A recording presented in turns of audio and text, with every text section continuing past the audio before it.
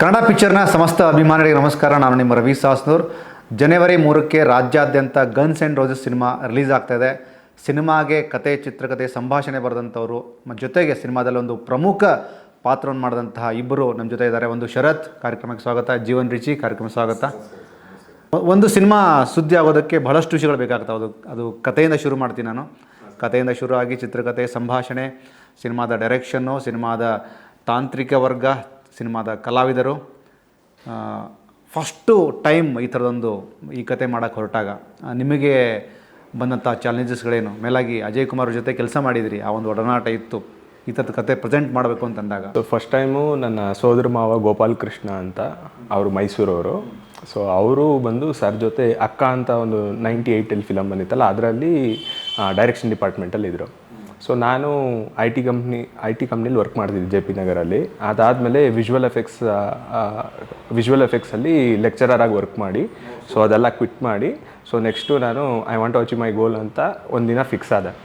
So 2 years back ಜನವರಿ ಆವತ್ತು fix ಆಗಿ ನನ್ನ ಮಾವನ್ನ ಕೇಳಿದೆ. ಸೊ ಫಿಲ್ಮ್ ಬ್ಯಾಕ್ಗ್ರೌಂಡ್ ಇದ್ದಿದ್ದವರು. ಸೊ ಅವರಿದ್ದಾಗ ಅಜಯ್ ಕುಮಾರ್ ಅವರು ಇದ್ದಾರೆ, ಅವ್ರಿಗೆ ಗೊತ್ತು ಅಂದಾಗ ನಮಗೆ ಅಯ್ಯೋ ಅಂಥ ಲೆಜೆಂಡ್ ಹತ್ರ ನಾವು ಹೋಗ್ತಿದ್ದೀವಿ ಅಲ್ಲ, ಅದು ಬರಬೇಕು, ಅದೇ ಮಜಾ ಬಂತು. ಬಂದಾಗ ಹೋಗಿ ಈಗ ಜ್ಞಾಪಕ ಇದೆ, 2 ಇಯರ್ಸ್ ಬ್ಯಾಕು ಜನವರಿ 26ನೇ ತಾರೀಕು ಹೋಗಿ ಸಾರ್ನ ಮೀಟ್ ಮಾಡಿದ್ದೆ ಮಲ್ಲೇಶ್ವರಮಲ್ಲಿ CTR ಹತ್ರ. ಸೊ ಆವಾಗ ಸಾರ್ ಇದ್ಕೊಂಡು ನೋಡಿ, ಸರಿ ನಿಮ್ಮ ಮಾವ ನನಗೆ ತುಂಬ ಕ್ಲೋಸು, ಸೊ ಹಾಗಂದ್ಬಿಟ್ಟು ನನ್ನ ಹತ್ರ ಕೆಲಸ ಕಲಿಯಕ್ಕೆ ಬಂದಿದ್ಯಾ, ಸರಿ ನಿನ್ನಲ್ಲಿ ಏನಿದೆ ಅಂತ ನನಗೆ ಗೊತ್ತಾಗಬೇಕಲ್ಲ ಅಂತ ಒಂದು ಕೆಲವು ಟೆಸ್ಟ್ಸ್ ಕೊಟ್ಟರು. ಟೆಸ್ಟ್ ಅಂದರೆ ಒಂದು 3-4 ಜಾನರಲ್ಲಿ. ಸೊ ನಿನ್ನ ಕ್ರಿಯೇಟಿವಿಟಿ ಏನಿದೆ ಅದರ ಮೇಲೆ ಸ್ಟೋರಿ ಮಾಡಿಕೊಂಡು ನನಗೆ ನೀನು ಪ್ರೆಸೆಂಟ್ ಮಾಡು ಅಂತ ಹೇಳಿದ್ರು ಸರ್. ಆವಾಗ ನಾನು ಅವ್ರಿಗೆ ಹೇಳಿದ್ದೆಲ್ಲ ಡಿಫ್ರೆಂಟಾಗಿತ್ತು, ಕ್ರಿಯೇಟಿವ್ ಆಗಿತ್ತು. ಸೊ ಅದು ನೋಡಿ ಸಾರ್ ಇದ್ಕೊಂಡು ಓಕೆ ಬಳಕೆಗೆ ಬರ್ತಾನೆ ಅದು ಭಾಳ ಇಂಪಾರ್ಟೆಂಟ್. ಗಾಂಧಿನಗರದಲ್ಲಿ ಇದು ತುಂಬ ಬಳಕೆ ಆಗುತ್ತೆ ಇದು. ಆ ಥರ ಕೊಟ್ಟರು. ಮತ್ತು ಆವತ್ತಿಂದ ಇವತ್ತವರೆಗೂ ಮುಂದೆನೂ ನನ್ನ ಗಾಡ್ ಫಾದರ್ ಆಗಿರ್ತಾರೆ. ಇಲ್ಲ, ಈ ಕೃತಜ್ಞತೆ ಎಲ್ಲಿವರೆಗೂ ಇರುತ್ತಲ್ಲ ಅಲ್ಲಿವರೆಗೂ ನಾವು ತುಂಬ ವರ್ಷ ಬಾಳ್ತೀವಿ, ಬಳಕೆ ಕೂಡ ಆಗ್ತೀವಿ ನಾವು. ಇವನ್ ಜೀವನ್ಗೆ ಅಂದರೆ ಬಹಳಷ್ಟು ಸಿನಿಮಾಗಳನ್ನ ಮಾಡಿದಿರಿ ನೀವು. ಅಂದರೆ ಆಫ್ ದ ರೆಕಾರ್ಡ್ ಹೇಳ್ತಾ ಇದ್ರಿ, ಕೆಲವೊಂದು ಸರಿ ಅದ್ಭುತವಾದಂಥ ಪಾತ್ರ ಮಾಡಿದರೂ ಸಹ ಅದು ತೆರೆ ಮೇಲೆ ನಮ್ಮನ್ನು ನಾವು ನೋಡ್ಕೊಳ್ಳದೇ ಇದ್ದಾಗ ಅಥವಾ ಸಿನಿಮಾದಲ್ಲಿ ಅದು ಇರದೇ ಇದ್ದಾಗ ಆಗುವಂಥ ಆ ಒಂದು ತಳಮಳ, ಅದು ಆಲ್ರೆಡಿ ನಿಮಗೆ ಮಫ್ತಿಲಾಗಿದೆ ಹೇಳ್ತಾ ಇದ್ರಿ. ಮಫ್ತಿ ಅಂತಲ್ಲ, ತುಂಬ ಸಿನಿಮಾಗಳಲ್ಲಿ ಅದನ್ನ ಅನುಭವಿಸಿದ್ದೀನಿ, ದುಃಖನೂ ಪಟ್ಟಿದ್ದೀನಿ. ಅದು ಎಲ್ಲ ನನಗೆ ಅಂತಲ್ಲ ಸರ್, ಪ್ರತಿಯೊಂದು ಕಲಾವಿದನಿಗೆ ಮೊದಲನೇ ಅವಮಾನ ಅದು ಅಂತ ಹೇಳ್ಕೊಳ್ತೀನಿ. ಯಾಕೆಂದರೆ ನಮ್ಮ ಪ್ರತಿಫಲನ ಅದು ಸಿಗಲಿಲ್ಲ ಅಂತ ಹೇಳುವಾಗ ಅದೊಂದು ಕೊರಗು ತುಂಬ ಕಾಡುತ್ತೆ. ನಮಗೆ ಒಂದೊಂದು ಸಿನಿಮಾಗಳು ಒಂದೊಂದು ಕನಸಾಗಿ ಮಾಡ್ತಾ ಇರ್ತೀವಿ, ಇದರಲ್ಲಿ ನಮಗೆ ಒಳ್ಳೆ ಹೆಸರು ಬರುತ್ತೆ, ಇದರಲ್ಲಿ ಬರುತ್ತೆ ಅಂತ. ಬಟ್ ಅದರಲ್ಲಿ ಮಾಡಿ ನಾವು ಆ ಸಿನಿಮಾ ಓಡಿರಲ್ಲ, ಇಲ್ಲ ಅದ್ರಲ್ಲಿ ನಾವು ರೆಕಗ್ನೈಸ್ ಆಗಿರಲ್ಲ, ಅಥವಾ ಆ ಪೋರ್ಷನ್ ಬೇಕಿರಲ್ಲ, ಅಲ್ಲಿ ಕಟ್ ಮಾಡಿಬಿಟ್ಟಿರ್ತಾರೆ ಅವರು. ಅದೆಲ್ಲ ತುಂಬ ಒಂದು ಅವಮಾನ, ಒಂಥರ ಅಲ್ಲಿ ಕುಗ್ಗೋದು ತುಂಬ ಕಲಾವಿದರು ಇನ್ಕ್ಲೂಡಿಂಗ್ ಮೀ, ಕುಗ್ತೀವಿ ಅದು. ಮತ್ತೆ ಆ್ಯಸ್ ಯೂಶುವಲ್ ಮತ್ತೆ ನೆಕ್ಸ್ಟ್ ಸಿನಿಮಾ ಅದ್ರಲ್ಲಿ ಹಂಗೆ ಮಾಡೋಣ, ಇದರಲ್ಲಿ ಹಿಂಗೆ ಮಾಡೋಣ ಅಂತ ಅದು ಹಂಗೆ ಹೋಗ್ತಾ ಇರುತ್ತೆ. ಹಂಗೆ ನಂದು 11 ವರ್ಷ ಜರ್ನಿ ಹಿಂಗೆ ಬಂದ್ಬಿಡ್ತು. ಗೊತ್ತಿಲ್ಲದೋ ನೋವಲ್ಲೋ ನಲಿವಲ್ಲೋ ಖುಷಿಯಲ್ಲೋ ಖುಷಿಪಟ್ಟಿದ್ದ ಸಿನಿಮಾಗಳು ಇದೆ, ದುಃಖಪಟ್ಟಿದ್ದ ಸಿನಿಮಾಗಳು ಇದೆ, ಶೂಟಾಗಿ ಅರ್ಧದಲ್ಲಿ ನಿಂತಿರೋ ಸಿನಿಮಾಗಳು ಇದೆ, ಎಲ್ಲ ನೋಡ್ಬಿಟ್ಟಿದ್ದೀವಿ. ಬಟ್ ಅದೇನು ಹೇಳ್ತೀವಲ್ಲ, ಪ್ರತಿಯೊಂದು ನೀನು ಅನುಭವಿಸ್ಕೊಂಡೇ ಬರಬೇಕು ಅಂತ ನಮ್ಮ ತಲೆಯಲ್ಲಿ ಬರೆದಿದ್ರೆ ಅದನ್ನೆಲ್ಲ ಅನುಭವಿಸ್ಕೊಂಡೇ ಬರಬೇಕಾಗುತ್ತೆ. ಬಟ್ ಅದೇ ಇಲ್ಲಿ 2 ವಿಷಯಕ್ಕೆ ಅರ್ಜುನ್ ಮತ್ತು ನೀವು ಕನೆಕ್ಟ್ ಆಗೋದು. ನಮ್ಮ ಶಿವಣ್ಣನ ಸೂಪರ್ ಹಿಟ್ ಸಿನಿಮಾಗಳಿಗೆ ಕತೆ ಬರೆದಂಥ ಅಜಯ್ ಕುಮಾರ್ ಅವರ ಮಗ ಅರ್ಜುನ್ಗೆ ನೀವು ಇತ್ತೀಚೆಗೆ ದೊಡ್ಡ ಮಟ್ಟಕ್ಕೆ ಹಿಟ್ಟಾದಂತಹ ಭೈರತಿ ರಣಗಲ ಲಡಿ ನೀವು ಆ್ಯಕ್ಟ್ ಮಾಡಿದ್ದೀರಿ. ನಿಮ್ಮ ಪಾತ್ರ ಎಲ್ರಿಗೂ ಮೈಂಡಲ್ಲಿರುತ್ತೆ. ಇದರಲ್ಲಿ ಪ್ರಮುಖವಾದಂತಹ ಪಾತ್ರ. ಎಷ್ಟು ರಾಜರಾಜಿಸ್ತೀರಿ ಸಿನಿಮಾದಲ್ಲಿ? ಸರ್, ಈ ಸಿನಿಮಾ ನಂದು ಬೇರೆ ಥರ ಒಂದು ಕನಸು ಸರ್. ಇದು ಇಷ್ಟರವರೆಗೆ ಮಾಡಿದ ಸಿನಿಮಾಗಳೇ ಬೇರೆ ಥರ, ಬಟ್ ಈ ಕ್ಯಾರೆಕ್ಟ್ರೇ ಬೇರೆ ಥರ ಇದೆ. ನಂಗೆ ತುಂಬ ಖುಷಿ ಕೊಟ್ಟಂಥ ಕ್ಯಾರೆಕ್ಟ್ರು, ಪ್ಲಸ್ ಇಂಥ ಕ್ಯಾರೆಕ್ಟ್ರ್ ಮಾಡಬೇಕು ಅಂತೇಳಿ ತುಂಬ ದಿನಗಳಿಂದ ಕಾಯ್ತಾ ಇದ್ದಿದ್ದು. ಬಟ್ ಅದು ಈ ಸಿನಿಮಾ ಮುಖಾಂತರ ಕೂಡಿ ಬಂದಿರೋದಕ್ಕೆ ತುಂಬ ಹೆಮ್ಮೆ ಇದೆ. ಫಸ್ಟ್ ಆಫ್ ಆಲು ಈ ಸಿನಿಮಾಕ್ಕೆ ನಾನು ಸೆಲೆಕ್ಟ್ ಆಗಿದ್ದರಿಂದ ಬಂದುಬಿಡ್ತೀನಿ. ಯಾಕೆಂದರೆ ತುಂಬ ಕ್ಯೂರಿಯಾಸಿಟಿ. ನನಗೆ ಶೋಭರಾಜ್ ಸರು ಪರಿಚಯ. ಅಂದರೆ ಇದಕ್ಕಿಂತ ಬಿಫೋರ್ ಒಂದು ಸಿನಿಮಾ ಮಾಡ್ತಾಯಿದ್ವಿ ನಾವು ಮಂಗಳೂರಲ್ಲಿ, ಒಂದು ಅಪ್ಪ ಮಗನ ಒಂದು ಪಾತ್ರ ಮಾಡ್ತಾಯಿದ್ವಿ. ಸೊ ಆವಾಗ ನಮಗೆ ಅವ್ರಿಗೆ ಒಡನಾಟ ತುಂಬ ಚೆನ್ನಾಗಿ ಬಂದಿತ್ತು. ಸೊ ಆವಾಗ ಅಲ್ಲಿ ರೆಗ್ಯುಲರ್ ಶೂಟ್ ಇರೋದ್ರಿಂದ ಅವ್ರು ನನ್ನ ಆ್ಯಕ್ಟಿಂಗು ಅದು ಇದೆಲ್ಲ ನೋಡ್ತಾಯಿದ್ರು. ಬಟ್ ಅವ್ರು ಅಲ್ಲಿಂದ ಬಂದಮೇಲೆ ಅವರಿಗೇನಾಗಿದೆ, ಶ್ರೀನಿವಾಸ್ ಸರು ಶೋಭರಾಜ್ ಸರು ಫ್ರೆಂಡ್ಸು, ನಮ್ಮ ಡೈರೆಕ್ಟ್ರು ಶ್ರೀನಿವಾಸ್ ಸರ್ ಅವರು. ಸೊ ಶ್ರೀನಿವಾಸ್ ಸರ್ ಅವ್ರನ್ನ ಅಪ್ರೋಚ್ ಮಾಡಿದ್ದಾರೆ ಈ ಸಿನಿಮಾಕ್ಕೆ. ಸೊ ಅವಾಗ ಏನು ಮಾಡಿದ್ದಾರೆ, ಶೋಭರಾಜ್ ಸರು ಇನ್ನೊಂದು ಕ್ಯಾರೆಕ್ಟರ್ ಇದ್ದಾರೆ ನೋಡು, ಜೀವನ್ ರಿಚಿ ಅಂತ ಒಂದು ಒಳ್ಳೆಯ ಒಂದು ಆರ್ಟಿಸ್ಟ್ ಇದ್ದಾರೆ, ಕಳಿಸ್ಕೊಡ್ತೀನಿ ಮಾತಾಡು ಅಂತ ಹೇಳಿದ್ದಾರೆ ಇವರಿಗೆ. ಆಮೇಲೆ ಶೋಭಣ್ಣ ನನಗೆ ಫೋನ್ ಮಾಡಿದ್ರು, ನೋಡಮ್ಮ ಹಿಂಗೆ ಹೋಗು, ಒಂದು ಸಿನಿಮಾ ಇದೆ, ಹೋಗಿ ಮಾತಾಡು ಅಂತ.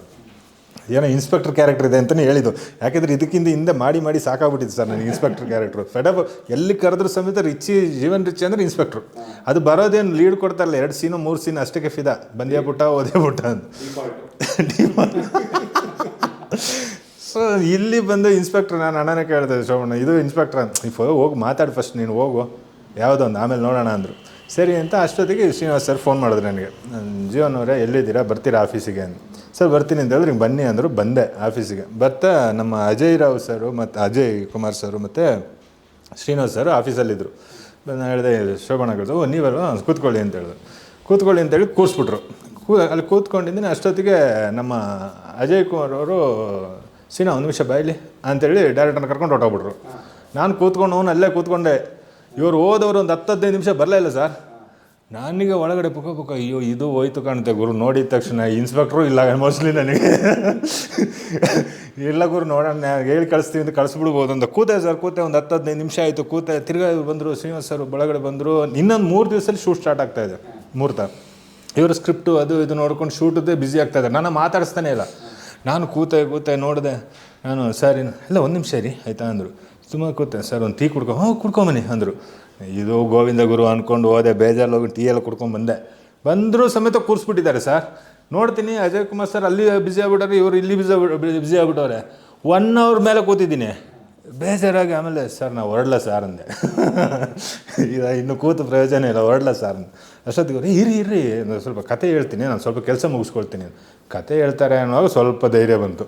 ಇಲ್ಲ ಕ್ಯಾರೆಕ್ಟ್ರ್ ಚೇಂಜ್ ಮಾಡಿದ್ವಿ, ನಿಮ್ಮನ್ನ ನೋಡಿದ ಮೇಲೆ ನಾನೊಂದು ಬೇರೆ ಒಂದು ಕ್ಯಾರೆಕ್ಟರ್ ಇದೆ, ನಾನು ಹೇಳ್ತೀನಿ, ಇಷ್ಟ ಆದರೆ ಮಾಡಿ ಅಂದರು. ಓಕೆ ಸರ್ ಅಂದೆ. ಮತ್ತು ಅವರು ಒಂದು 10 ನಿಮಿಷ ಆದಮೇಲೆ ಬಂದು ಸರ್ ಫಸ್ಟ್ ಓಪನಿಂಗಿಂದ ಹೇಳೋಕ್ಕೆ ಸ್ಟಾರ್ಟ್ ಮಾಡಿದ್ರು ಸರ್ ಕತೆ ಕ್ಲೈಮ್ಯಾಕ್ಸ್ವರೆಗೂ. ಬಟ್ ಆ ಪಾತ್ರನ ಹಂಗೆ ಅಚ್ಚುಕಟ್ಟಾಗಿ ನನಗೆ ಬಿಡಿಸಿ ಹೇಳ್ತಾ ಬಂದರು. ಹಿಂಗಿರ್ತೀರ ಈ ಥರ ಇರುತ್ತೆ.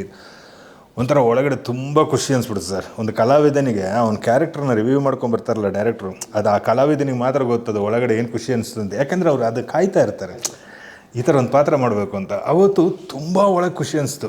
ಅವರು ಒಂದು ಮಾತು ಕೇಳಿದ್ರು, ಮಾಡ್ತೀರಾ ಅಂತ. ಏನು ಸರ್ ಹಿಂಗೆ ಕೇಳ್ಬಿಟ್ರಿ, ಇಂಥ ಪಾತ್ರನ ಮಾಡ್ತೀರಾ ಅಂತ ಕೇಳ್ತಾ ಇದ್ದಿರಲ್ಲ, ಅದು ಕತೆ ಬೇರೆ ಈ ರೇಂಜಿಗಿದೆ ಅಂತ. ಥ್ಯಾಂಕ್ ಯು ಸರ್, ಮಾಡೋಣ ಅಂತ. ಓಕೆ ಅಂದರೆ ಅಂತ ಹೇಳಿದ್ರು. ಮಾತುಕತೆ ಇದ್ದು ಬಂದು 3 ಡೇಸಲ್ಲಿ ಶೂಟ್ ಸ್ಟಾರ್ಟ್ ಆಯ್ತು ಸರ್. ಶೂಟ್ ಸ್ಟಾರ್ಟ್ ಆಗಿರುವಾಗ ನಾನು ಹಿಂಗೆ ಇದ್ದೆ, ಇದೇ ಥರ ಗೆಟಬಲ್ಲಿದೆ. ಸೊ ಅಷ್ಟೊತ್ತಿಗೆ ನಮ್ಮ ಅಜಯ್ ಕುಮಾರ್ ಅವರು, ಇಲ್ಲ ರಿಚಿಗೆ ಇದೇ ಬೇಡ, ಇನ್ನೂ ಒಂದು ಸ್ವಲ್ಪ ರಫ್ ಲುಕ್ ತರಿಸೋಣ ಅಂತ ಹೇಳ್ಬಿಟ್ಟು ಏನು ಮಾಡೋದು ಅಂತ ನಾನು ಹೇಳಿದೆ. ಸರ್ ಎಲ್ಲ ಸಿನಿಮಾದಲ್ಲಿ ಕೂದಲು ಇಲ್ಲ, ಕಲರ್ ಹಾಕೊಂಡು ಮುಖನೇನು ಗೊತ್ತಾಗಲ್ಲ ಸರ್, ಮಾಡಿಯೂ ಪ್ರಯೋಜನ ಇಲ್ಲ.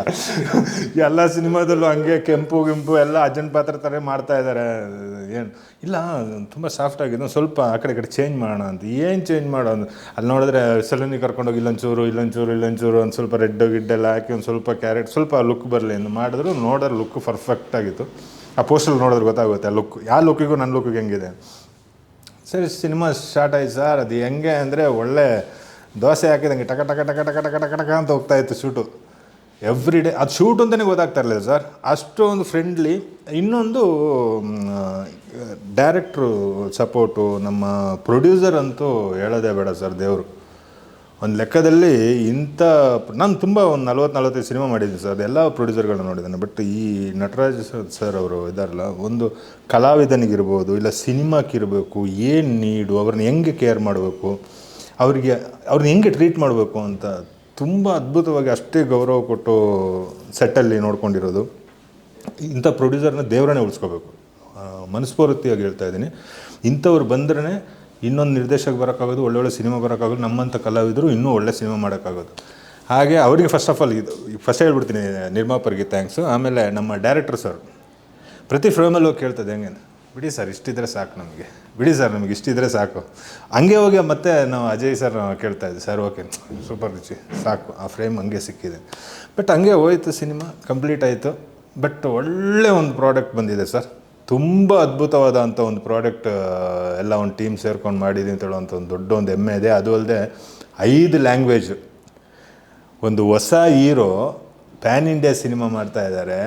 ಸ್ಟಾರ್ಗಳು ಮಾಡೋದು ಬೇರೆ ವಿಷಯ ಸರ್, ಒಬ್ಬ ನ್ಯೂ ಫೇಸು ಡೆಬ್ಯೂ ಸಿನಿಮಾ, ಅದು ಪ್ಯಾನ್ ಇಂಡಿಯಾ ರೇಂಜಿಗೆ ಮಾಡ್ತಾ ಇದ್ದಾರೆ. ಅದರಲ್ಲಿ ಒಂದು ಪಾತ್ರ ಮಾಡಿದ್ದೀನಿ ಇಡೀ ಮೂವಿ. ಅದು ಒಂದು ಒಂದು ಭಾಗ್ಯದಲ್ಲಿ ಸಿಕ್ಕಿರೋದು ನನಗೆ. ಅದು ಶೋಭಣ್ಣನಿಂದ ಸಿಕ್ಕಿದ್ದು. ಶೋಭಣ್ಣನಿಗೆ ಯಾವತ್ತೂ ಚಿರಋಣಿಯಾಗಿರಬೇಕು. ನನಗೆ ಅಂದರೆ ನಿಮ್ಮ ಮಾತಲ್ಲಿರುವಂಥ ಪ್ರೀತಿ ಅಂದರೆ ತುಂಬ ವರ್ಷಕ್ಕಾದಂಥ ಒಬ್ಬ ಕಲಾವಿದನಿಗೆ ಅದು ಜೀವನ ಅಂತಲ್ಲ, ತುಂಬ ಜನ ನಿಮ್ಮ ಲಿಸ್ಟಲ್ಲಿ ತುಂಬ ಜನ ಬರ್ತಾರೆ, ಅವರೆಲ್ಲರ ಕನಸು ಇದೇ ಆಗಿರುತ್ತೆ, ನಾನು ಮಾಡೋವಂಥ ಪಾತ್ರ ಗಟ್ಟಿಯಾಗಿರಬೇಕು ಅಂತ. ಒಂದು ಸಿನಿಮಾ ಅಂದರೆ ನಾನು ಕತೆ ಬರೆದಂಥ ಸಿನಿಮಾ, ನಾನು ಸ್ಕ್ರೀನ್ ಪ್ಲೇ ಮಾಡೋಂಥ ಸಿನಿಮಾ 5 ಲ್ಯಾಂಗ್ವೇಜಲ್ಲಿ ರೆಡಿ ಆಗುತ್ತೆ, ಜನವರಿ 3ಕ್ಕೆ ರಾಜ್ಯಾದ್ಯಂತ ಬಿಡುಗಡೆ ಆಗ್ತಿದೆ ಅಂತಂದಾಗ ಫಸ್ಟು ಅದೊಂದು ಥ್ರಿಲ್ ಮೂಮೆಂಟ್ ಆಗುತ್ತೆ ಒಬ್ಬ ರೈಟ್ರಿಗೆ. ಆ ಥರದ್ದು ಏನೆಲ್ಲ ಮೂಮೆಂಟ್ಸನ್ನು ಫೀಲ್ ಮಾಡ್ತಾಯಿದ್ರಿ ಪ್ರೆಸೆಂಟಲ್ಲಿ? ಸೈಲೆಂಟ್ ಆಗ್ಬಿಟ್ಟು ಹೊಡಿಯೋರು ಅಂದರೆ ಅದು ಫೀಲ್, ಅದು ವರ್ಡಿಂದ ಎಕ್ಸ್ಪ್ರೆಸ್ ಮಾಡೋಕ್ಕಾಗಲ್ಲ ಸರ್, ಅಷ್ಟು ಇಟ್ಸ್ ಔಟ್ ಆಫ್ ವರ್ಡ್ಸ್ ಅಷ್ಟೇ. ಏನು ಹೇಳ್ತೀರಾ? ಮೇಲಾಗಿ ಈ ಸ್ಕ್ರಿಪ್ಟ್ಗೆ ಅಂತ ಏನಕ್ಕೆ ಅಂದರೆ ಆ ಒಂದು ಇಂಟ್ರೆಸ್ಟ್ ಇತ್ತಾ, ಅಥವಾ ಅಂದರೆ ಅಲ್ಲೊಂದೇನೋ ನಾನು ನನ್ನದೇ ಆದಂಥ ಒಂದೊಂದು ಸೀಲ ಕ್ರಿಯೇಟ್ ಮಾಡಬೇಕು ಗುರು ಅಂತಿತ್ತ ಅಂತ ರೈಟಿಂಗಲ್ಲಿ? ಸರ್ ನನಗೆ ಇತ್ತು ಸರ್. ಅಂದರೆ ನನಗೆ ಫಸ್ಟಿಂದ ಏನಂದರೆ ಬ್ರೈನಲ್ಲಿ ಏನೋ ಸ್ಪಾರ್ಕ್ ಆಗ್ತಿತ್ತು ಐಡಿಯಾಸು. ಸೊ ಅದನ್ನು ಸಿನಿಮಾ ನೋಡಿಕೊಂಡು, ಈಗ ಸೂಪರ್ ಹಿಟ್ ಫಿಲಮ್ಸ್ ನೋಡಿಕೊಂಡು, ಲೈಕ್ ಅಂದರೆ ಅವ್ರು ಯಾವ ರೀತಿ ಆ ಎಳೆಯಾಗಿ ಬಿಚ್ಚಿಡ್ತಾರೆ, ಲೈಕ್ ಆ ರೀತಿ ಮಾಡೋದು ಒಂದು 10-12 ವರ್ಷದ ಹುಡುಗ ಇದ್ದಾಗಿಂದ ನನಗೆ ಬರ್ತಿತ್ತು. ಬಟ್ ಅದು ಸಿನಿಮಾಗೆ ಕರ್ಕೊಂಬರುತ್ತೆ ಅಂತ ಗೊತ್ತಿರಲಿಲ್ಲ. ಸೊ ನಾನೇ ಮಾಡ್ತಿದ್ದೆ, ಚಿಕ್ಕದಾಗಿ ಶಾರ್ಟ್ ಮೂವೀಸ್ ಮಾಡ್ತಿದ್ದೆ. ನಾವು ಹಳ್ಳಿಯಿಂದ ಬಂದವರು, ಸೊ ಏನು ಆ ಥರ ಏನಿರಲಿಲ್ಲ. ಸೊ ಶಾರ್ಟ್ ಫಿಲಮ್ಸ್ ಮಾಡ್ತಿದ್ದೆ. ಅಣ್ಣ ಅವರು ಹಳ್ಳಿಯಿಂದ ಬಂದವರು ಅಲ್ಲ, ಹಳ್ಳಿ ಅಂದರೆ ಕ್ಯಾಮ್ರಾ ಆಗಲಿ ನಮ್ಗೆ ಆಕ್ಸೆಸರೀಸ್ ಆಗಲಿ ಏನು ಪ್ರೊವೈಡ್ ಮಾಡೋಕ್ಕೂ ಶಕ್ತಿ ಇಲ್ಲ. ಸೊ ಆ ಥರ ನಾನು ಮನೆಯಲ್ಲೇ ಮಾಡ್ತಿದ್ದೆ. ಒಂದು 500-600 ವ್ಯೂಸ್ ಹೋಗ್ತಿತ್ತು ಯೂಟ್ಯೂಬ್ ವೀಡಿಯೋಸ್ ಎಲ್ಲ ಮಾಡಿದ್ರೆ. ಸೊ ಅದರಲ್ಲಿ ಕಲ್ತ್ಕೊಂಡೆ. ಅಂದರೆ ಇವಾಗ ಅದೆಲ್ಲ ನೋಡಿದಾಗ ನನಗೆ ಟೆಕ್ನಿಕಲಿ ತುಂಬ ಜಡ್ಜ್ ಮಾಡೋಕ್ಕಾಗಲ್ಲ ಅದು, ಯಾಕಂದರೆ ಅದು ಒಂದೊಂದೇ ಸ್ಟೆಪ್ ಬೈ ಸ್ಟೆಪ್ ಬಂದಿರೋಂಥ ಮೆಟ್ಲುಗಳಿದ್ದಾಗ ಅದು. ಹೌದು, ಅದರಲ್ಲಿ ಅಂದರೆ ಅದು ಬೈ ಬರ್ತೆ ಬಂದಿದೆ ಅನ್ಕೋತೀನಿ ಅದು ರೈಟಿಂಗು. ಕಿಶೋರ್ ಅವರಿಗೆ ಅಂದರೆ ನಿಮ್ಮ ಒಂದು ರೈಟಿಂಗ್ನ ಒಂದು ಪಾರ್ಟ್ ಕಿಶೋರ್ ಅಂತ ಒಬ್ಬ ನಟ ಕೂಡ ಅದನ್ನು ಫುಲ್ಫಿಲ್ ಮಾಡ್ತಾನೆ ಅಂದಾಗ ಶರತ್ತಲ್ಲಿ ಒಂದೇನೋ ಕರೆಂಟ್ ಪಾಸ್ ಆಗಿರುತ್ತೆ. ಇದು ಆ್ಯಕ್ಚುಲಿ ಈಗಲ್ಲ ಸರ್, ದುನಿಯಾ ಸಿನಿಮಾನ ಫಸ್ಟು ನೋಡಿದಾಗೇ ಕಿಶೋರ್ ಸರ್ ಅದು ತುಂಬ ನೋಡಿದ್ದೀನಿ ತಮಿಳಲ್ಲಿ. ವಡ ಚೆನ್ನೈಯಿಂದ ಹಿಡಿದು ಪ್ರತಿ ಸಿನಿಮಾ ನೋಡಿದಾಗ ಇಲ್ಲ ಕಿಶೋರ್ ಸಾರು ಆ್ಯಕ್ಚುಲಿ ನಾನು ತುಂಬ ದಿನದ ಕನಸದು ಅದು ಈ ರೀತಿ ನನಸಾಗಿದೆ ಅಂದಾಗ ಅದೊಂಥರ ಡಬಲ್ ಧಮಾಕ ನನಗೆ. ಹೌದು, ಆ್ಯಕ್ಚುಲಿ ಕಿಶೋರ್ ಸರ್ನ ಆ್ಯಕ್ಚುಲಿ ಅವ್ರ ಆ್ಯಕ್ಟಿಂಗ್ ನೋಡ್ತಿದ್ದಾಗೇ ಅವ್ರ ಸ್ಕ್ರೀನ್ ಪ್ರೆಸೆನ್ಸಲ್ಲೇ ತುಂಬ ಅದು ಲೈಕ್ ಎಕ್ಸ್ಟ್ರಾರ್ಡಿನರಿ ಪರ್ಸನ್ ಅವರು. ಸೊ ಆ ರೀತಿ ಪರ್ಸನ್ಗೆ ಅದು ನಾನು ಬರೆದಿರೋಂಥ ಫಸ್ಟು ಸಿನಿಮಾದಲ್ಲೇ ಅವರು ನಮಗೆ ಮುಖ್ಯ ಪಾತ್ರದಲ್ಲಿ ಬರ್ತಾರೆ ಅಂದರೆ ಸೂಪರ್ ಸರ್. ಅದು ಎಕ್ಸ್ಪ್ರೆಸ್ ಮಾಡೋಕ್ಕೆ ಆಗ್ತಿಲ್ಲ, ಅಷ್ಟು ಸಂತೋಷ ಆಗ್ತಿದೆ. ಅಂದರೆ ಯಾವೆಲ್ಲ ಸಿನಿಮಾಗಳು ನಿಮಗೆ ಒಬ್ಬ ರೈಟರ್ನ ಕಾಡ್ತವೆ ಯೂಶ್ವಲಿ? ಅಂದರೆ ಇದು ನಿಮ್ಮ ಸಿನಿಮಾ ಅಂತಂತಲ್ಲ, ಒಂದಷ್ಟು ಕತೆಗಳ ಕಾಡ್ದಾಗಲೇ ನಮಗೆ ಈ ಥರದ ಕತೆಗಳನ್ನ ಬರೀಬೇಕು ಅಂತ ಅನಿಸೋಂಥ ಫೀಲಿಂಗ್ ಬರುತ್ತೆ. ನಿಮಗೆ ಆ ಥರದ್ದು ಯಾವುದು ಸಿನಿಮಾ, ಕನ್ನಡ ಸಿನಿಮಾಗಳು? ಕನ್ನಡ ಸಿನಿಮಾ ಅಂದರೆ ಕಾಂತಾರ, KGF ಮತ್ತು ಶಂಕರ್ ನಾಗ್ ಸರ್ ಸಿನಿಮಾಸ್, ಓಲ್ಡ್ ಮೂವೀಸ್. ಅಂದರೆ ಆ ಕಾಲದಲ್ಲೇ ಆ ಮೂವೀಸ್ ಎಲ್ಲ ನೋಡಿದಾಗ ಈಗ ಸಾಂಗ್ಲಿಯಿಂದ ಹಿಡಿದು ನಿಮಗೆ ಮತ್ತು ಒಂದಾನೊಂದು ಕಾಲದಲ್ಲಿ ಲೈಕ್ ಅದೆಲ್ಲ ನೋಡಿದಾಗ ಏನಾಗುತ್ತೆ ಅಂದರೆ ವೇ ಅಹೆಡ್ ಇದೆ ಅದು ಸಿನಿಮಾಸ್. ಆಮೇಲೆ ತಮಿಳಲ್ಲಿ ಬಂದಾಗ Kamal Haasan sir screenplay ಅಂದರೆ ತುಂಬ ಇಷ್ಟ. ಓಲ್ಡ್ ಮೂವೀಸ್ ಅಂತ ಇದು ಮಾಡೋದಂತಲ್ಲ, ಲೈಕ್ ದಶಾವತಾರಮು, ವಿಶ್ವರೂಪಮು ಮತ್ತು ತುಂಬ ಇನ್ನೂ ಓಲ್ಡ್ ಮೂವೀಸ್ ತುಂಬ ಇದೆ, ಹೆಸರು ಜ್ಞಾಪಕ ಬರ್ತಿಲ್ಲ, ಸಾರಿ. ಬಟ್ ಅದೆಲ್ಲ ನೋಡಿದಾಗ ಅದು ತುಂಬ ಇಂಪ್ಯಾಕ್ಟ್ ಆಯಿತು ನನಗೆ. ಅಲ್ಲ, ಕತೆಗಳ ವಿಚಾರಕ್ಕೆ ಮೇರು ಪರ್ವತನ ಮುಟ್ಟಿದಂಥ ಕತೆಗಳೆಲ್ಲವು ಅಂದರೆ ಕನ್ನಡ ಭಾಷೆ ಸೇರಿ ಎಲ್ಲ ಭಾಷೆ. ಕನ್ನಡ ಭಾಷೆ ಅಂದರೆ ನನಗೆ ಶಂಕರ್ ನಾಗ್ ಸರ್ ಇನ್ಸ್ಪಿರೇಷನ್. ನನಗೆ ಡೈರೆಕ್ಟರ್ ಆಗಬೇಕಂತ ಸಹ ಆಸೆ ಇದೆ, ಗೋಲ್ ಇದೆ. ಸೊ ರೈಟ್ರಾಗಿ ಫಸ್ಟು ಡೆಬ್ಯೂ ಆಗಿದ್ದೀನಿ, ಮುಂದೆ ಸಿಗುತ್ತೆ ಅಂತ ನಂಬಿಕೆ ಇದೆ ಸರ್. Okay, nice. ಹೇಗಿದೆ ಟಾಕು ಜೀವನ್? ಅಂದರೆ ಸಿನಿಮಾ ನಿಮ್ಮದು ಅಂತಂತಲ್ಲ, ಗೊತ್ತಾಗುತ್ತೆ ಮಾಡ್ತಾ ಒಂದು ಜನ ಮಾತಾಡ್ತಾ ಹೋಗ್ತಾರೆ ಸಿನಿಮಾ ಬಗ್ಗೆ. ನಿಮ್ಮ ಜೊತೆ ಹೆಜ್ಜೆ ಆಗದಂಥ ಕಲಾವಿದರು, ನಿಮಗೆ ಅವಕಾಶ ಕೊಟ್ಟಂಥ ನಿರ್ದೇಶಕರು, ಗುರು, ಇದೊಂದು ಸಿನಿಮಾ ಬಗ್ಗೆ ಕೇಳ್ತಾ ಇದ್ದೀನಿ ಜೀವನ್, ನೀನು ಆ್ಯಕ್ಟ್ ಮಾಡಿದೆ ಅಂತೆ, ಚೆನ್ನಾಗಿದೆ ಅಂತ ಸಿನಿಮಾ, ಆ ಥರದೊಂದು ಟಾಕ್ ಇರುತ್ತೆ ಸರ್. ಈ ಸಿನಿಮಾದ ಬಗ್ಗೆ ಇವಾಗ ನಾವು ಫಸ್ಟಿಂದನೇ ಈ ಸಿನಿಮಾದ ಬಗ್ಗೆ ಒಳ್ಳೆ ಇದನ್ನೇ ಎಲ್ಲ ಕಡೆ ಪ್ರಮೋಷನ್ ಮಾಡ್ಕೊಂಡು ಬರ್ತಾಯಿದ್ವಿ, ಇನ್ಕ್ಲೂಡಿಂಗ್ ನನ್ನ ಫ್ರೆಂಡ್ ಸರ್ಕಲು, ಇಂಡಸ್ಟ್ರಿಯಲ್ಲಿ ಎಲ್ಲರಿಗೂ ನಾನು ಮಾತಾಡಿದ್ದೀನಿ. ಈ ಸಿನಿಮಾ ಬಗ್ಗೆ ಒಂದೇ ಒಂದು ಲೈನಲ್ಲಿ ಹೇಳ್ಬೇಕಂದ್ರೆ ಸರ್, ಅದ್ಭುತವಾದ ಕತೆ ಸರ್. ಕಥೆನೇ ದೊಡ್ಡ ಒಂದು ಗಟ್ಟಿ. ನಿಮಗೆ ಇವಾಗ ಗನ್ಸ್ ಆ್ಯಂಡ್ ರೋಸಸ್ ಅಂತ ಹೇಳಿದ ತಕ್ಷಣವೇ ಟೈಟಲಲ್ಲಿ ಗನ್ನು ಮತ್ತು ಹುಡುಗಿ ಇದು ಲವ್ ಅಂತ, ಬಟ್ ಇದರಲ್ಲಿ ಲವ್, ಎಮೋಷನಲ್ಲು, ಫೈಟು, ನಿಮಗೆ ಏನು ಬೇಕೋ ಎಲ್ಲ ಇದೆ. ಬಟ್ ಆ ಒಂದೊಂದು ಕ್ಯಾರೆಕ್ಟರ್ಗಳ್ನು, ಇವಾಗ ನಂದು ಒಂದು ಪಾತ್ರ ಅಂತಿದ್ರೆ ಶೋಭರಾಜ್ ಸರ್ದು, ಅವರು ಒಂದು ಪಿಲ್ಲರು, ಅವ್ರದ್ದು ಮೈನು, ಆಮೇಲೆ ಅವಿನಾಶ್ ಸರು, ಆಮೇಲೆ ಕಿಶೋರ್ ಸರು, ಆಮೇಲೆ ನಮ್ಮ ಇವರು ನೀನಾಸಂ ಅಶ್ವಥ್ ಅವರು, ಈ ಥರ ದೊಡ್ಡ ದೊಡ್ಡ ಕಲಾವಿದರೇ ಇದ್ದಾರೆ ಸಿನಿಮಾದ ದಿಗ್ಗಜರು. ಸೊ ಅವರೆಲ್ಲ ಸೇರಿದ್ರೆ ಹೆಂಗಿರ್ಬೋದು ಒಂದು ಸಿನಿಮಾ, ಎಲ್ಲ ಒಂದು ಹಠಕ್ಕೆ ಬಿದ್ದು ಜಿದ್ದಿಗೆ ಬಿದ್ದು ಮಾಡ್ದಂಗಿದೆ ಸಿನಿಮಾ. ಅದರಲ್ಲಿ ಇನ್ನೊಂದು ನಮ್ಮ ಅಜಯ್ ಕುಮಾರ್ ಸರ್ ಅವ್ರ ಮಗನೇ ಈ ಸಿನಿಮಾದ ಹೀರೋ ಮೆಟೀರಿಯಲ್ ಅಂದರೆ ಪಕ್ಕಾ ಮೆಟೀರಿಯಲ್ಲು, ಹೈಟು, ಪರ್ಸನಾಲಿಟಿ. ಇನ್ನೊಂದು ಏನು ಸರ್, ನಾವು 11 ವರ್ಷದಿಂದ ಒಂದು 40-45 ಸಿನಿಮಾ ನಾನು ಮಾಡ್ಕೊಬಂದೀನಿ, ಎಲ್ಲರೊಟ್ಟಿಗೆ ಆ್ಯಕ್ಟ್ ಮಾಡಿ. ಬಟ್ ಇವತ್ತು ಅರ್ಜುನ್ ನಮ್ಮ ಹೀರೋ ಫಸ್ಟ್ ಡೆಬ್ಯೂ ಮೂವಿ ಅಂತಲೇ ಗೊತ್ತಾಗಲ್ಲ ಸರ್. ಫೈಟ್ ಇರ್ಬೋದು, ಡೈಲಾಗ್ ಡೆಲಿವರಿ ಇರ್ಬೋದು, ಒಂದು ಎಕ್ಸ್ಪ್ರೆಷನು, ಪ್ರತಿಯೊಂದರಲ್ಲಿ ಅದ್ಭುತವಾಗಿ ಮಾಡಿದೆ. ಒಂದು 15 ಸಿನಿಮಾ ಮಾಡಿ ಎಕ್ಸ್ಪೀರಿಯೆನ್ಸ್ ಇರೋವಂಥ ಒಂದು ಹೀರೋ ಹೆಂಗಿರ್ತಾರೆ ಆ ರೇಂಜ್ಗೆ ಸಿನಿಮಾ ಮಾಡಿದ್ದಾರೆ. ಅದು ಫಸ್ಟ್ ಕ್ರೆಡಿಟ್ ನಾನೇ ಕೊಡ್ತೀನಿ. ಯಾಕೆಂದರೆ ನಮ್ಮ ಅಜಯ್ ಕುಮಾರ್ ಸರಿಗೆ ಮಗನ ಕರೆಕ್ಟಾಗಿ ಒಳ್ಳೆ ಕತೆಗೆ ಸೆಲೆಕ್ಟ್ ಮಾಡಿ, ಅವರು ಲೆಜೆಂಡ್ರಿ. ಯಾರು ನಮ್ಮ ಅಜಯ್ ಸರು ಲೆಜೆಂಡ್ರಿ, ಅವರು ಲೆಜೆಂಡ್ರಿ ಅವರು. ಬಟ್ ಅವರ ಮಗನ ಇಂಡಸ್ಟ್ರಿಗೆ ತರ್ತಾ ಇರಬೇಕು ಅಂತ ಹೇಳಿದ್ರೆ ಅವರು ಎಷ್ಟು ಬೇರೆಲ್ಲ ಅರ್ದಿರಲ್ಲ, ಅರ್ಧ ರಸ ಮಾಡಿ ಎಲ್ಲ ಮಾಡಿ ಕರ್ಕೊಬಂದು ಇವತ್ತು ವೀಕ್ಷಕರಿಗೆ ಕುಡ್ಸೋಣ, ಸ್ವಲ್ಪ ಗುಮ್ ಅನ್ಸೋಣ ಅಂತ ಆ ಸ್ಟೋರಿ ರೆಡಿ ಮಾಡ್ಕೊಂಡಿದ್ದಾರೆ. ಬಟ್ ಒಳ್ಳೆ ಒಂದು ಕಥೆನ ರೆಡಿ ಮಾಡಿ ಅದಕ್ಕೆ ಕರೆಕ್ಟಾಗಿ ನನ್ನ ಮಗ ಸೂಟ್ ಆಗ್ತಾನೆ ಅಂತ ಮಾಡಿಸಿರೋದಲ್ಲದೆ, ಡೈರೆಕ್ಷನ್ನು ವೈಸು ಮತ್ತು ಫೈಟ್ ವೈಸ್ ನಮ್ಮ ಮಂಜು ಮಾಸ್ಟ್ರನ್ನ ಮರೆಯೋಂಗೇ ಇಲ್ಲ. ನನ್ನ ಫೇವ್ರೆಟ್ ಮಾಸ್ಟ್ರು, ಥ್ರಿಲ್ಲು. ಯಾಕೆಂದರೆ ಒಂದು ಕಲಾವಿದರನ್ನ ಕರೆಕ್ಟಾಗಿ ಅರ್ಥ ಮಾಡಿಕೊಂಡು ಹಿಂಗೆ ಯೂಸ್ ಮಾಡ್ಕೊಬೋದು, ಈ ಥರ ಫೈಟ್ಲಿ ಯೂಸ್ ಮಾಡ್ಕೊಬೋದು ಅಂತ ಹೇಳಿದ್ರೆ ಕೆಲವೊಂದು ಮಾಸ್ಟರ್ಸ್ಗೆ ಮಾತ್ರ ಅದಿದೆ, ಇವ್ರ ಕೈಯಿಂದ ಹಿಂಗೆ ಮಾಡಿಸ್ಬೋದು. ಅದರಲ್ಲಿ ನಾನು ಸುಮಾರು ಸಿನಿಮಾ ಮಾಡಿದ್ದೀನಿ ಮಂಜು ಮಾಸ್ಟ್ರೊಟ್ಟಿಗೆ. ಬಟ್ ಅವ್ರಿಗೆ ಗೊತ್ತು ರಿಚಿಂದ ಹೆಂಗೆ ತೆಗಿಸ್ಬೋದು, ಏನೇನು ಮಾಡ್ಬೋದು ಅಂತ. ಬಟ್ ಚೆನ್ನಾಗಿ ಮಾಡಿಸಿದ್ದಾರೆ ಫೈಟಿಂದ ಹಿಡಿದು ಪ್ರತಿಯೊಂದು ಔಟ್ ಆ್ಯಂಡ್ ಔಟು ಒಂದು ಕಮರ್ಷಿಯಲ್ ಮೂವಿಗೆ ಏನೇನು ಬೇಕು ಸರ್, ಫುಲ್ ಮೀಲ್ಸು. ಅಂದರೆ ಕತೆ ಅಂತಲ್ಲ, ಪ್ರತಿಯೊಂದು ಕ್ಯಾರೆಕ್ಟರ್ ವೈಸ್ ಆಗ್ಬೋದು. ಸಾಂಗ್ಸು ನಮ್ಮ ಶಶಿಕುಮಾರ್ ಮ್ಯೂಸಿಕ್ಕು, ಶಶಿಕುಮಾರ್ ಅಂತ ಅವರು ಫಸ್ಟ್ ಪಿಕ್ಚರ್ ಹುಡುಗ ತುಂಬ ಚೆನ್ನಾಗಿ ಮಾಡಿದ್ದಾರೆ. ತುಂಬ BGM ಇರ್ಬೋದು, ಸಾಂಗ್ಸ್ ಇರ್ಬೋದು, ಸಿನಿಮಾಗೆ ಹೆಂಗೆ ಯಾವ ಥರ ಆ ಆಡಿಯನ್ಸ್ನ ಒಂದು ಹಿಂಗೆ ಮೇಲೆ ಕರ್ಕೊಂಡು ಹೋಗ್ಬೇಕು, ಎಲ್ಲಿ ಕಾಮ್ ಮಾಡ್ಬೇಕು ಮ್ಯೂಸಿಕಲ್ಲಿ, ಅದು ಪ್ರತಿಯೊಂದನ್ನು ಅಷ್ಟು ಅಚ್ಚುಕಟ್ಟಾಗಿ, ಎಲ್ಲಿ ಒಂದು ಸ್ವಲ್ಪ ಕಿರಿಕಿರಿ ಅನ್ನಿಸೋದೆ ಮ್ಯೂಸಿಕಲ್ಲಿ ಕರೆಕ್ಟಾಗಿ ಕೂರಿಸಿರೋದು ಒಂದು ಬ್ಲೆಸ್ಡ್. ಆ್ಯಕ್ಚುಲಿ ನಾನು ಈ ಸಿನಿಮಾ ಸಿಕ್ಕಿದೆ ನನಗೊಂದು ಅದೃಷ್ಟ ಸರ್. ಅದಕ್ಕೆ ಫಸ್ಟ್ ಆಫ್ ಆಲ್ ನಾನು ನನ್ನ ಚೂಸ್ ಮಾಡಿದ್ದಕ್ಕೆ, ಇಲ್ಲಾಂದರೆ ಈ ಸಿನಿಮಾದಲ್ಲಿ ಪೊಲೀಸೇ ಕೊಟ್ಬಿಟ್ಟಿರೋರು. ಅದಕ್ಕೆ ಥ್ಯಾಂಕ್ಸ್ ನಾನು ಅಜಯ್ ಕುಮಾರ್ ಸರ್ಗೆ ಹೇಳ್ಬೇಕು. ನೋಡಿದ ತಕ್ಷಣ ಡೈರೆಕ್ಟರ್ನ ಕರ್ಕೊಂಡು ಹೋಗ್ಬಿಟ್ಟು ಕೊಡ್ರಿ ಇವಾಗ ಈ ಕ್ಯಾರೆಕ್ಟ್ರು ಅಂತ ಚೂಸ್ ಮಾಡಿದ್ದೆ. ಅವ್ರು ಮಾಡಿಲ್ಲ ಅಂತ ಹೇಳಿದ್ರೆ, ಅಜಯ್ ಕುಮಾರ್ ಸರ್ನ ನಾವು ಯೂಸ್ ಮಾಡಿಲ್ಲ ಅಂದರೆ ಇನ್ನೂ ನೀವು ಎಲ್ಲ ಸಿನಿಮಾಗಳಲ್ಲಿ ಪೊಲೀಸೇ ಮಾಡಿರ್ತೀವಿ. ಅಲ್ಲ, ನಿಮ್ಮನ್ನು ಗಟ್ಟಿಯಾಗಿ ಕೂರಿಸಿ ಒಂದು ಟೀ ಕುಡ್ಕೊಂಡು ಆ ಟೀ ಕುಡಿಯೋ ಗ್ಯಾಪಲ್ಲೇ ಒಂದು ಕ್ಯಾರೆಕ್ಟರ್ ಚೇಂಜ್ ಮಾಡಿಸಿ 1 hour ಕಾಯಿಸಿ ನನ್ನ ಮನಸ್ಸಲ್ಲಿ ಏನೇನೋ ಹುಟ್ಟಿಸಿ ಇದು ಗೋವಿಂದ ಏನಮ್ಮ ಅಂತ ಹೇಳಿಸಿ, ಇಲ್ಲ ಕಣ ನೋಡಿ ಮಾಡ್ತು ನಿಜವಾಗ್ಲೂ ಅವರಿಗೆ. ಮತ್ತು ಶ್ರೀನಿವಾಸ್ ಸರ್ ಅವರು ಅವ್ರ ಮಾತಿಗೆ ಒಪ್ಪಿ, ಇಲ್ಲ ಇವ್ನು ಕರೆಕ್ಟ್ ಆಗ್ತಾನೆ ಅಂತ ಅವ್ರ ಸ್ಟೋರಿ ಹೇಳಿದ್ದು ತುಂಬ ಖುಷಿ ಅನಿಸ್ಬಿಡ್ತಾರೆ ಸರ್. ಒಂದು ಆರ್ಟಿಸ್ಟ್ನ ಫಸ್ಟು ಕರೆಸಿ ಒಂದು ಹೇಳ್ತಾರಲ್ಲ ಆ ವೇ, ಅದು ಶ್ರೀನಿವಾಸ್ ಸರ್ಗೆ ಹ್ಯಾಟ್ಸ್ ಆಫ್ ಹೇಳಬೇಕು. ಅದೇ ಥರ ತೆಗ್ದಿದ್ದಾರೆ ಈ ಸಿನಿಮಾನ ಮಾತ್ರ. ಒಂದು ಎಲ್ಲರಿಗೂ ಟೀಮ್ ಒಂದು ಸಕ್ಸಸ್ ಬೇಕು ಅಂತ ತುಂಬ ಕಾಯ್ತಾ ಇದ್ದೀವಿ ಸರ್. ಜನವರಿ 3ಕ್ಕೆ ನಿಮ್ಮ ಕನಸು ತೆರೆ ಮೇಲೆ ಬರ್ತಾ ಇದೆ.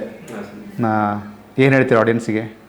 ನಿಮ್ಮ ನೆಕ್ಸ್ಟ್ ನಾನು ಮ್ಯೂಸಿಕ್ ಡೈರೆಕ್ಟರ್ ಮಾತಾಡ್ತೀನಿ, ಬಟ್ ನಿಮ್ಮ ಕಡೆಯಿಂದ ಒಂದು ವೆಲ್ಕಮ್. ಈಗ IT ಇಂಡಸ್ಟ್ರಿ ಬಿಟ್ಟು, ಲೆಕ್ಚರಿಂಗ್ ಸೆಕ್ಟರ್ನ ಬಿಟ್ಟು, ಸೊ ಇಲ್ಲಿಗೆ ಬಂದು ಸಿನಿಮಾ ಮಾಡ್ತಿದ್ದೀವಿ ಅಂದರೆ ಟೈಮ್ ಪಾಸ್ಗಂತೂ ಮಾಡಿಲ್ಲ, ಓಕೆನಾ. ಮತ್ತು ಒಬ್ಬ ರೈಟ್ರಾಗಿ ಮಾಡಿಲ್ಲ ಕತೆನ, ಸ್ಟೋರಿ, ಸ್ಕ್ರೀನ್ ಪ್ಲೇ, ಡೈಲಾಗು ನಾನು ಮಾಡಿರೋದ್ರಿಂದ, ಅದು ಅಜಯ್ ಸರ್ ಅಂಡರ್ ಮಾಡಿರೋದ್ರಿಂದ ನಮ್ಮದೇನೋ ಕ್ರಿಯೇಟಿವಿಟಿ ಇದ್ದರೂ ಅವ್ರ ಎಕ್ಸ್ಪೀರಿಯೆನ್ಸಲ್ಲಿ ಅದು ಬ್ಲೆಂಡ್ ಆಗಿ ಬಂದಾಗ ಅದ್ರ ಮಜಾನೇ ಬೇರೆ ಇರುತ್ತೆ. ಆಮೇಲೆ ಮೋರೋವರ್ ನಾವು ಕನಸು ಕಾಣೋರು ಯಾವ ರೀತಿ ಕಂಡಿರ್ತೀವಿ ಅಂದರೆ, ನಾವೋಗಿ ಥಿಯೇಟ್ರಲ್ಲಿ ನಾವೊಬ್ಬರು ಆಡಿಯನ್ಸ್ಗೆ ಕತೆ ಬರ್ದಿರೋ ಥರ ಬರೆದಿದ್ದೀವಿ. ಅದು 100% ಅದು ನಮಗೆ content is the king sir. ಮತ್ತು ಈ ಜನ್ರೇಷನ್ಗೆ ಯಾವ ರೀತಿ ಇರಬೇಕು, ಸ್ಟೋರಿ ವೈಸು ಟೋಟಲ್ ನಿಮಗೆ ಸ್ಟೋರಿ ಮತ್ತು ಎಕ್ಸಿಕ್ಯೂಷನ್ ಪಾರ್ಟ್ ಬಂದು ಈ ಕಾಲಕ್ಕೆ ತಕ್ಕಂತೆ ಇದೆ ಸರ್. ಆಡಿಯನ್ಸು ಪಕ್ಕಾ ಈ ಸಿನಿಮಾನ ಎಂಜಾಯ್ ಮಾಡ್ತಾರೆ 100% ಶೂರ್ ಶಾಟ್ ಸರ್. ನಾನು ಶಶಿಕುಮಾರ್ ಅವ್ರನ್ನ ಮಾತಾಡ್ಸೋಣ ಅನ್ನೋ ಮಧ್ಯದಲ್ಲೇ ಇವರು ನಿಮ್ಮ ಬಗ್ಗೆ ಎತ್ಕೊಂಡ್ಬಿಟ್ರು. ಈ ಪ್ರೀತಿ ಏನಕ್ಕೆ ಬಂತು ಇವ್ರಿಗೆ ನಿಮ್ಮ ಮೇಲೆ ಅಂತ ಮಾತಾಡೋಕ್ಕಿಂತ ಮುಂಚೆ ನನ್ನ ರೆಗಾರ್ಡ್ಸ್ ಹೇಳಿಬಿಡ್ತೀನಿ ಯಾರ್ಯಾರಿಗೆ ಅಂದರೆ ಫಸ್ಟು ದ್ರೋಣ ಕ್ರಿಯೇಷನ್ಸ್ ನಟರಾಜ್ ಸರ್ಗೆ, ಮತ್ತು ನಮ್ಮ ನಿರ್ದೇಶಕರು ಸೀನಣ್ಣಂಗೆ, ಮತ್ತು ನಮ್ಮ ಆಲ್ ಟೈಮ್ ಫೇವ್ರೆಟ್ ಅಜಯ್ ಸರ್ಗೆ. ಬಿಕಾಸ್ ಅಜಯ್ ಸರು ಸೀನಣ್ಣ ಇರಲಿಲ್ಲ ಅಂದಿದ್ದರೆ ನನಗೆ ಇದರಲ್ಲಿ ಆಪರ್ಚುನಿಟಿ ಸಿಗ್ತಾ ಇರಲಿಲ್ಲ. ಅಂದರೆ ಶಶಿಕುಮಾರ್ ಅಂತ ಒಂದು ಫೈರ್ ಆಸೆ ಬರ್ತಿರ್ಲಿಲ್ಲ. ಖಂಡಿತ ಖಂಡಿತ ಖಂಡಿತ. ಯಾಕಂದರೆ ಎಷ್ಟೋ ಜನ ಅವಕಾಶಕ್ಕೆ ಕಾಯ್ತಾ ಇರ್ತಾರೆ. ಅವಕಾಶ ಸಿಗಬೇಕಂದ್ರೆ ದೇವರ ಆಶೀರ್ವಾದ ಇರಬೇಕು. ದೇವರ ಆಶೀರ್ವಾದದ ಜೊತೆಯಲ್ಲಿ ಈ ಥರ ಗುರುಗಳ ಆಶೀರ್ವಾದ ಇರಬೇಕು. ಸೊ ಅದರಿಂದ ಒಂದು ಅವಕಾಶ ಸಿಕ್ತು. ಆ ಅವಕಾಶ ನಿಂಗೆ ಯುಟಿಲೈಸ್ ಮಾಡ್ಕೊತೀವಿ, ನಮ್ಮ ಕೈಲಿರುತ್ತೆ. ಸೊ ಎಲ್ಲರೂ ಬೆಸ್ಟ್ ಕೊಡಬೇಕು ಅಂತಲೇ ಬರೋದು, ಯಾರೂ ವರ್ಸ್ಟ್ ಮಾಡಬೇಕು ಅಂತಿರಲ್ಲ. ಆ ಬೆಸ್ಟನ್ನ ಹೆಂಗೆ ನಮ್ಮ ಕೈಯಿಂದ ತೆಗಿಸ್ತಾರೆ ಅನ್ನೋದು ಮ್ಯಾಟರ್ ಆಗುತ್ತೆ. ನಾವು ಕೆಲಸ ಮಾಡ್ತೀವಿ ಅಂದರೆ ತಪ್ಪು, ಕೆಲಸ ಅದಾಗದೇ ಆಗುತ್ತೆ, ಸಿನಿಮಾ ತೆಗೆಸ್ಕೊಳ್ಳುತ್ತೆ. ತುಂಬ ಅಂದರೆ ಗಟ್ಟಿ ಅಂತ ಮಾತು. ಆ್ಯಕ್ಚುಲಿ ಒಂದು ಸಿನಿಮಾಕ್ಕೆ ಬಂದು ಒಂದು ಮ್ಯೂಸಿಕ್ಕೇ ಒಂದು ಜೀವಾಳ. ಅದು ಆ ಮ್ಯೂಸಿಕಲ್ಲೇ ಕಟ್ಟಬೇಕು ಆ ಸಿನಿಮಾನ. ಅದು ಅಚ್ಚುಕಟ್ಟಾಗಿ ಶಶಿಕುಮಾರ್ ಅವರು ಕಟ್ಟಿದ್ದಾರೆ. ಯಾಕೆಂದರೆ ನಾನು ಆವಾಗಲೇ ಇವ್ರ ಬಗ್ಗೆ ನಾನು ಯಾಕೆ ಹೇಳಿದೆ ಅಂತ ಹೇಳಿದ್ರೆ, ನನಗೆ ಫಸ್ಟ್ ಇವರು ಮ್ಯೂಸಿಕ್ಕು ನಾನು ಮತ್ತೆ ಇವ್ರ ಸ್ಟುಡಿಯೋದಲ್ಲೇ ಡಬ್ಬಿಂಗ್ ಮಾಡಿದ್ದು ಹೋಗಿ, ಪ್ಲಸ್ ಅಲ್ಲಿ ನಾವು ಸಿನಿಮಾ ನೋಡುವಾಗ ಅಷ್ಟು ಅಚ್ಚುಕಟ್ಟಾಗಿ ಮಾಡಿದ್ದಾರೆ music, background B G M ಇರ್ಬೋದು, ಎಲ್ಲ ಪ್ರತಿಯೊಂದು. ಅದು ಹೊಸೊಬ್ಬರಿಗೆ ಇವಾಗ ಏನಾಗ್ತಾಯಿದೆ ಅಂತ ಹೇಳಿದ್ರೆ, ಬೇರೆ ಬೇರೆ ಒಳ್ಳೆ ಟ್ಯಾಲೆಂಟ್ ಮ್ಯೂಸಿಕ್ ಡೈರೆಕ್ಟರ್ಸ್ ಆಪರ್ಚುನಿಟಿ ತುಂಬ ಕಮ್ಮಿ. ತುಂಬ ಇದ್ದಾರೆ ಆಪರ್ಚುನಿಟಿ ತುಂಬ ಕಮ್ಮಿ. ಯಾಕೆಂದರೆ ಇಂಥವ್ರಿಗೆ ಕೊಟ್ಟರೆ ಇವರ ಹತ್ರ ಏನಿದೆ ಅಂತ ಹೇಳೋದು ನಮ್ಗೆ ಗೊತ್ತಾಗೋದು. ಸೊ ಇದು ಒಳ್ಳೆ ಒಂದು ಡೆಬ್ಯೂಸ್ ಆಗಿ ಸಿಕ್ಕಿದೆ. ಇದೊಂದು ಆ್ಯಕ್ಚುಲಿ ನಮಗೆ ಎಲ್ಲರಿಗೂ ಗೆಲುವಿಗಿಂತ ಶಶಿಕುಮಾರ್ಗೆ ಇನ್ನೊಂದು ಮೇಲ್ಗೆ ಇನ್ನೊಂದು ಹೋಗಬೇಕು. ಇಲ್ಲ, ಬೆಳಕಿಗೆ ಬರಬೇಕು ಸರ್ ಅಂತ. ಮ್ಯೂಸಿಕ್ ಅಂತ ಹೇಳೋದು ಸಿನಿಮಾಕ್ಕೆ ಮುಖ್ಯವಾದಂಥ ವಿಷಯ. ಸಾಂಗ್ಸ್ ಇರ್ಬೋದು, ಇಲ್ಲ ಬ್ಯಾಕ್ಗ್ರೌಂಡ್ ಸ್ಕೋರಿಂಗ್ ಏನೇ ಇರ್ಬೋದು. ಸೊ ಅಂಥದ್ರಲ್ಲಿ ಇಂಥವ್ರನ್ನೆಲ್ಲ ಉಳಿಸ್ಕೋಬೇಕು, ಶಶಿಕುಮಾರ್ ಅಂಥವ್ರನ್ನ. ಅಂದರೆ ಶಶಿಕುಮಾರ್ ಅಂತಲ್ಲ, ಯೂಶಲಿ ಶಶಿಕುಮಾರ್ ಜಾಗದಲ್ಲಿ ಯಾರೇ ಇದ್ರೂ, ಅಂದರೆ ಫಾರ್ ಎಕ್ಸಾಂಪಲ್ ರೈಟ್ರ್ ಆಗಲಿ ಅಥವಾ ಟೆಕ್ನಿಷಿಯನ್ ಆಗಲಿ, ತೆರೆ ಮೇಲೆ ಇನ್ನೊಬ್ಬ ಟೆಕ್ನಿಷಿಯನ್ ಹೆಸರು ನೋಡ್ತಾ ಇರ್ತೀವಿ ಗೊತ್ತಾ ನಾವು. ಫಾರ್ ಎಕ್ಸಾಂಪಲ್ ಶಶಿಕುಮಾರು, ಸಂಗೀತ ಅರ್ಜುನ್ ಜನ್ಯ, ಸಂಗೀತ ಗುರು ಕಿರಣ್, ಸಂಗೀತ ಮನೋಮೂರ್ತಿ ಅಂದಾಗ ಗುರು ಮುಂದೊಂದು ದಿನ ನನ್ನ ಹೆಸರು ಬರಬೇಕು, ಆ ಥರದ ಕನಸು ಕಂಡಂತಹ ಪ್ರತಿಯೊಬ್ಬರಿಗೂ ನಾನೊಂದು ಮಾತು ಹೇಳಬೇಕು ಸರ್. ನಾನು ನನ್ನ ಫ್ರೆಂಡ್ ಶೈಲೇಶ್ ಅಂತ ಸರ್ಕಾರಿ ಹಿರಿಯ ಪ್ರಾಥಮಿಕ ಶಾಲೆ ಮೂವಿ ನೋಡ್ಕೊಂಡು ಬರ್ತಾಯಿದ್ವಿ. ಆವಾಗ ನಾವು ಡ್ರೀಮ್ ಕಟ್ಕೊಂಡು, ಅವನು ಅನಿಮೇಷನ್ ಫೀಲ್ಡಲ್ಲಿ ಬರಬೇಕು ಅಂತ, ನಾನು ಮ್ಯೂಸಿಕ್ ಡೈರೆಕ್ಟರ್ ಆಗಬೇಕು ಅಂತ ಅವತ್ತು ಆಸೆ ಪಟ್ಟಿದ್ದು. ಸೊ ಇವತ್ತು ಕನಸು ನನಸಾಗಿದೆ ಅಂತ ಹೇಳೋಕ್ಕೆ ಇಷ್ಟಪಡ್ತೀನಿ. ನಾನು ಸುಮ್ಮನೆ ಹೇಳಿದೆ ಸರ್, ನನಗೆ ಗೊತ್ತಿಲ್ಲ ಇದೆಲ್ಲ. ಅಂದರೆ ಸರ್ಕಾರಿ ಹಿರಿಯ ಪ್ರಾಥಮಿಕ ಶಾಲೆ ಅನ್ನುವಂಥ ಸಿನಿಮಾ ದೊಡ್ಡ ಮಟ್ಟದ ರೆಕಾರ್ಡ್ ಬ್ರೇಕ್ ಮಾಡೋಂಥ ಸಿನಿಮಾ. ರಿಷಬ್ ಶೆಟ್ಟಿ ಅವರ ಪ್ರೊಡಕ್ಷನ್, ರಿಷಬ್ ಶೆಟ್ಟಿ ಅವರ ಡೈರೆಕ್ಷನ್ನು.